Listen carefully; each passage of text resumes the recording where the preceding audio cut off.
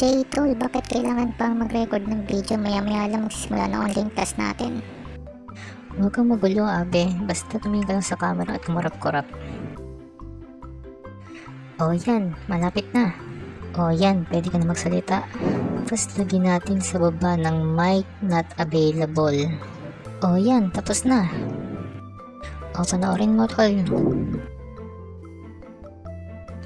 Jay, tol, naguguluhan talaga ako. Para saan ba yan? Di ba mamaya may online class tayo?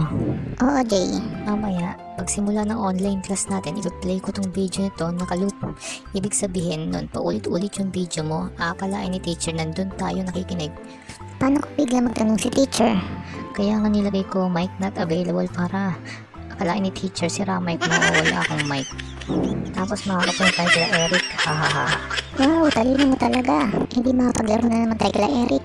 Ha, oo tol, tara set up ko na tong video mo.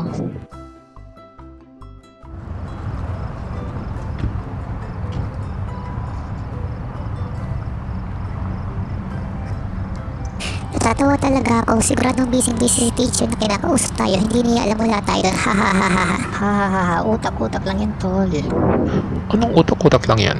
Jay, Abe? Sir, paano kayo napunta dito? Nagtuturo kayo online, ha? Yun baka mo? Di naman live video yun eh. Recorded yun eh. Ba't kayo? Ba't kayo nandito sa labas?